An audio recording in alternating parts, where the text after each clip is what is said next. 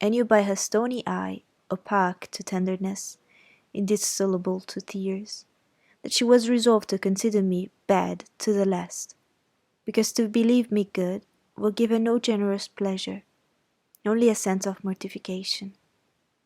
I felt pain, and then I felt ire, and then I felt a determination to subdue her, to be her mistress in spite both of her nature and her will. My tears had risen just as in childhood. I ordered them back to their source. I brought a chair to the bed head. I sat down and leaned over the pillow. "You sent for me?" I said. "I am here, and it is my intention to stay till I see how you get on." "Oh, of course, you have seen my daughters?" "Yes." "Well, you may tell them I wish you to stay till I can talk some things over with you I have on my mind. Tonight it is still late and I have a difficulty in recalling them. But there was something I wished to say. Let me see." The wondering look and changed utterance told what wreck had taken place in her once vigorous frame. Turning restlessly, she drew the bedclothes round her. My elbow, resting on a corner of the quilt, fixed it down. She was at once irritated. "Sit up," said she. "Don't annoy me with holding the clothes fast. Are you Jane Eyre?"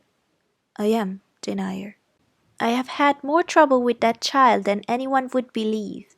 Such a burden to be left on my hands, and so much annoyance as she caused me, daily and hourly, with her incomprehensible disposition, and her sudden starts of temper, and her continual, unnatural watchings of one's movements. I declare she talked to me once like something mad or like a fiend. No child ever spoke or looked as she did. I was glad to get her away from the house. What did they do with her at Lowood? The fever broke out there, and many of the pupils died. She, however, did not die. But I said she did. I wish she had died." "A strange wish, Mrs. Reed. Why do you hate her so?" "I had a dislike to her mother always, for she was my husband's only sister and a great favourite of him. He opposed the family's disowning her when she made her low marriage, and when news came to her death he wept like a simpleton. I would send for the baby, though I entreated him rather to put it out to nurse and pay for its maintenance. I hated it the first time I set my eyes on it. A sickly, whining, pining thing. It would wail in its cradle all night long, not screaming heartily like any other child, but whimpering and moaning. Reed pitied it, and he used to nurse it and notice it, as if it had been his own, more indeed than he ever noticed his own at that age.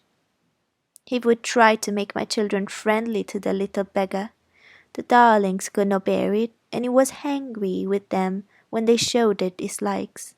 In his last illness, he had it brought continually to his bedside, and but an hour before he died, he bound me by vow to keep the creature. I would as soon have been charged with a pauper bred out of a workhouse, but he was weak, naturally weak. John does not at all resemble his father, and I am glad of it. John is like me and like my brothers. He is a quiet Gibson. Oh, I wish he would cease tormenting me with letters for money. I have no more money to give him. We are getting poor. I must send away half the servants and shut up the part of the house, or let it off. I can never submit to do that.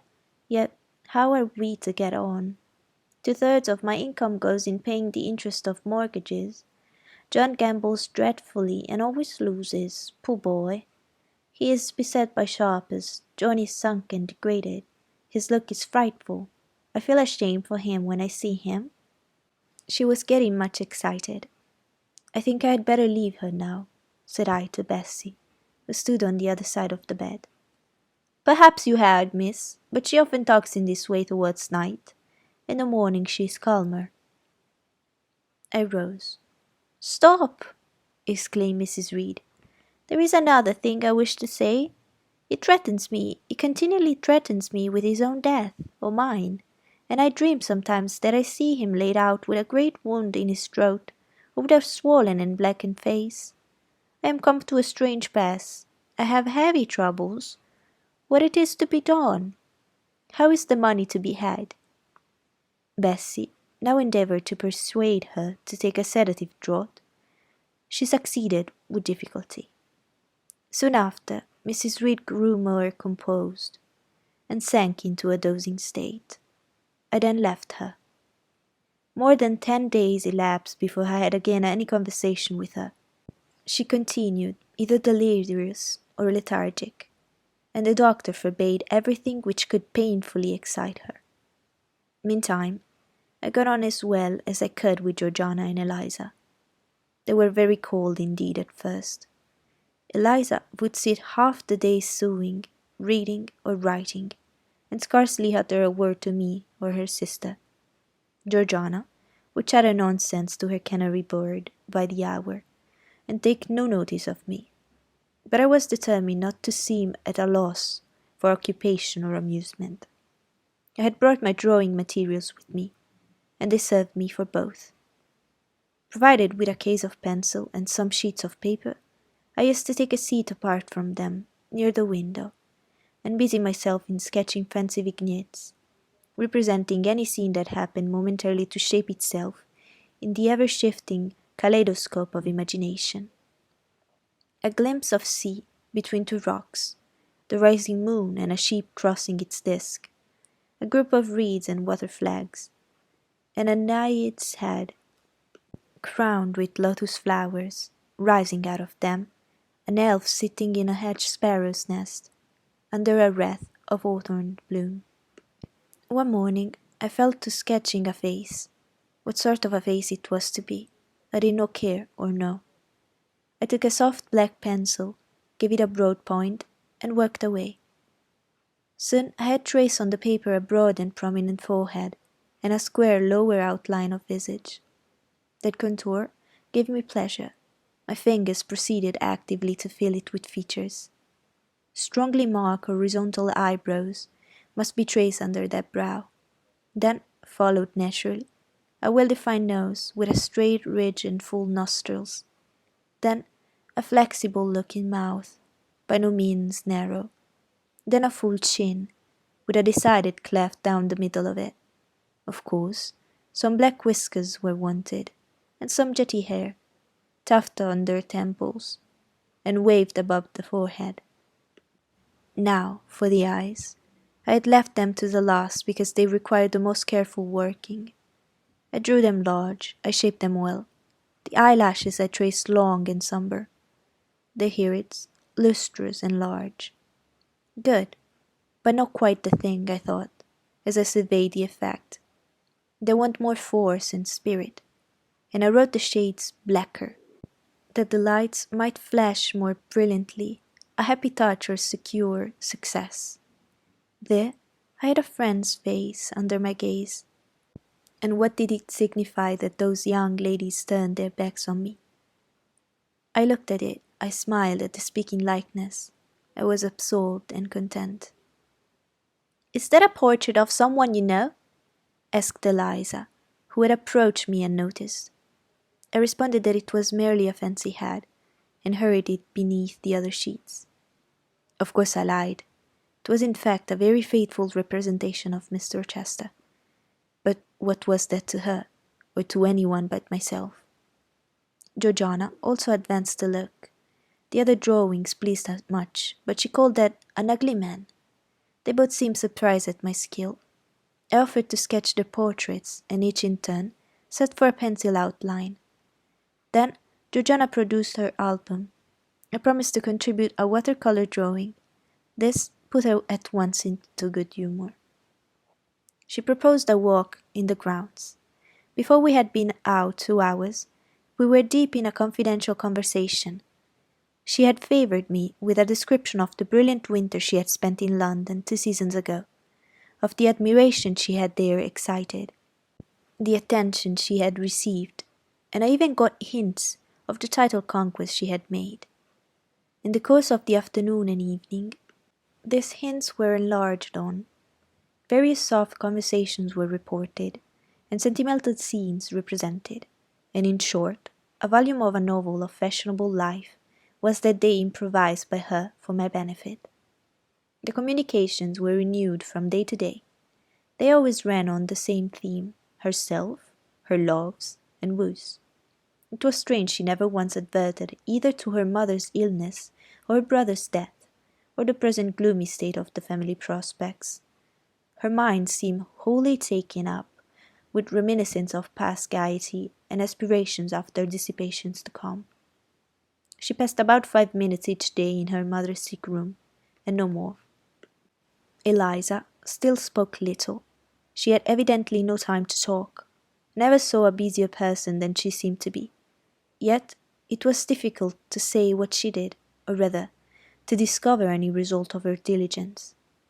She had an alarm to call her up early. I know not how she occupied herself before breakfast, but after that meal she divided her time into regular portions, and each hour had its allotted task. 3 times a day she studied a little book, which I found, on inspection, was a common prayer book. I asked her once what was the great attraction of that volume, and she said the rubric. 3 hours she gave to stitching, with gold thread the border of a square crimson cloth, almost large enough for a carpet. In answer to my inquiries after the use of this article, she informed me it was a covering for the altar of the new church lately erected near Gateshead.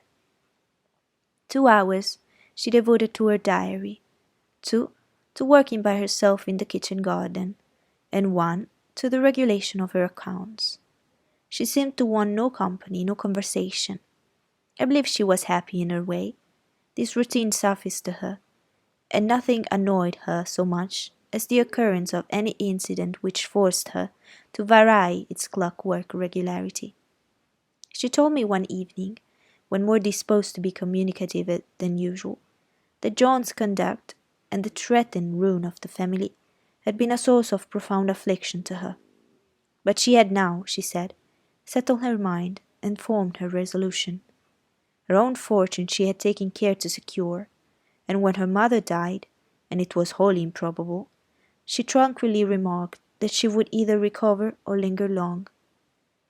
She would execute a long-cherished project, seek a retirement where punctual habits would be permanently secure from disturbance, and place safe barriers between herself and a frivolous world. I asked if Georgiana would accompany her. Of course not. Georgiana and she had nothing in common. They never had had. She would not be burdened with her society for any consideration.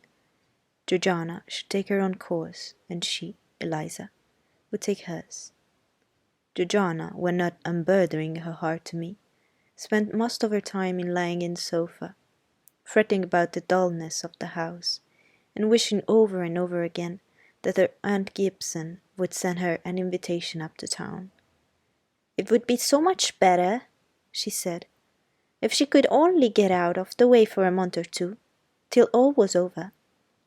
I did not ask what she meant by all being over, but I suppose she referred to the expected decease of her mother, and the gloomy sequel of funeral rites. Eliza generally took no more notice of her sister's indolence and complaints than if no such murmuring, lounging objects had been before her. One day, however, as she put away her account-book and unfolded her embroidery, she suddenly took her up thus. Georgiana, a more vain and absurd animal than you, was certainly never allowed to cumber the earth. You had no right to be born, for you make no use of life.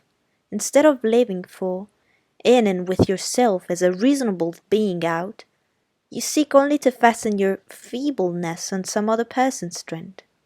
If no one can be found willing to burden her or himself with such a fat, weak, puffy, useless thing, you cry out that you are ill-treated, neglected, miserable. Then too existence for you must be a scene of continual change and excitement, or else the world is a dungeon. You must be admired, you must be courted, you must be flattered, you must have music, dancing, and society, or you languish, you die away. Have you no sense to devise a system which will make you independent of all efforts and all wills but your own?